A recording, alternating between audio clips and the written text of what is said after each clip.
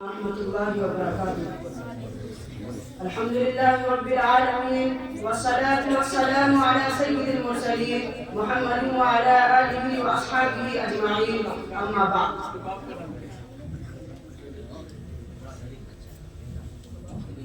وقضى ربك ألا تعبدوا إلا إياه وبالوالدين إحسانا إما يبلغن عندك الكبر أحدهما أو كلاهما فلا تقل لهما أف ولا تنهرهما وقل لهما قولا كريما واخفض لهما جناح الذل من الرحمة وقل رب ارحمهما كما ربياني صغيرا.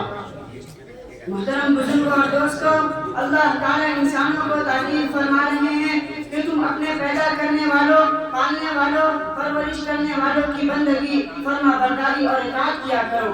پھر آگے ارشاد فرمایا وبالوالدین احسانا، اور اپنے ماں باپ کے ساتھ حسن و سلوک کرو. بہت سی آیتوں میں اللہ تعالیٰ نے اپنے حقوق کے ساتھ والدین کے حقوق کا بھی ذکر فرمایا.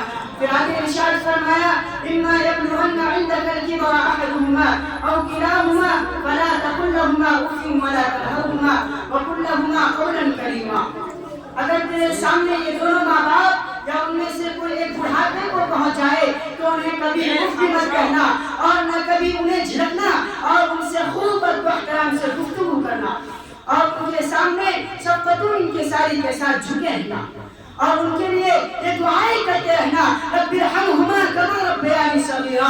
اے میرے پروردگار ان دونوں پر رحمت نازل فرما جیسا کہ ان دونوں نے مجھے بچپن میں پالا پرورش کیا. قرآن کریم میں جگہ اللہ تعالیٰ نے ارشاد فرمایا انشکر لی ولی والدیک، میرا شکر گزار اور اپنے والدین کا احسان مند رہ. اس لیے کہ ماں باپ دنیا میں ہر طرح کی پرورش کرتے ہیں. جاننا چاہیے کہ جب انسان اپنی ماں کے رحم میں ہوتا ہے تو اس کی ماں حمل کے زمانے سے لے کر ولادت تک طرح طرح کی مشقتیں اور تکلیفیں برداشت کرتی ہے اور پھر جب وہ بچہ پیدا ہو جاتا ہے تو اس کو دودھ پلاتی ہے، پخانہ صاف کرتی ہے اور اس کو ایذاؤں اور تکلیفوں کو برداشت کرتی ہے اور اس پر اپنا آرام، اپنی راحت، اپنی جان و مال کو قربان کر دیتی ہے صرف اس وجہ سے کہ بچے کو تکلیف نہ پہنچے.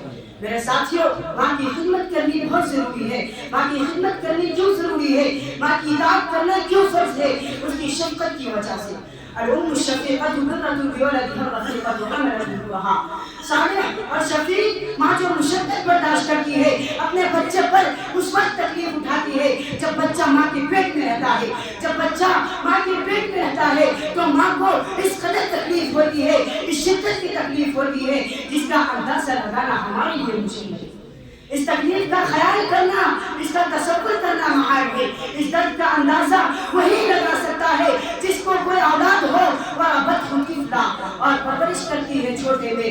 جب بچہ چھوٹا ہوتا ہے تو اس کی ماں اپنی چھاتی سے دودھ پلاتی ہے اور تقریباً 2 سال دودھ پلاتی ہے اور ہر طرح کی نگہداشت کرتی ہے. اس میں شک نہیں کہ یہ کام فطرت کے تقاضے کے تحت ہے اور اس فطرت کا تقاضا بھی یہی ہے کہ اولاد اپنے ماں باپ کی شفقت محسوس کرے، ان کی فرما برداری اور اطاعت کیا کرے.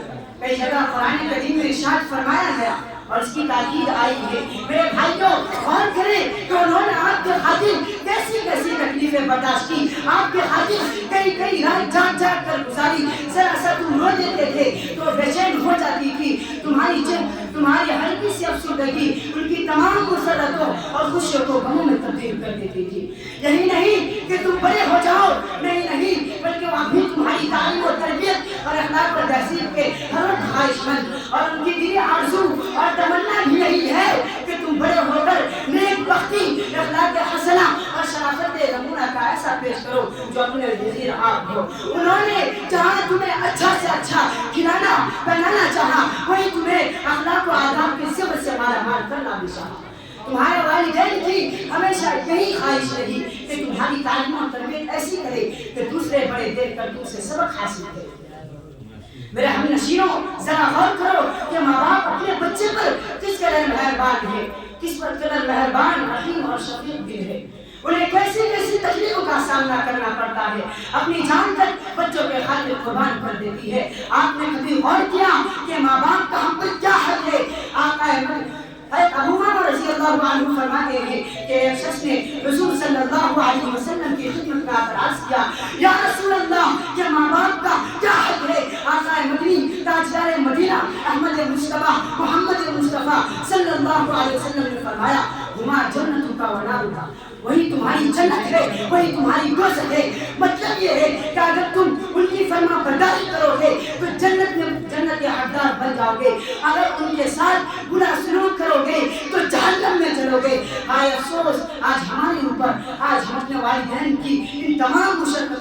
بھلا بیٹھے. یاد کرو اس وقت کو جب تم پیدا ہوئے تھے, تم کچھ نہ تھے, صرف گوشت کا ٹکڑا تھے, اپنا آپ کروٹ نہیں بدل پاتے تھے, خود سے سوچ نہیں سکتے تھے, اپنے نفع نقصان پر بھی قادر نہیں تھے.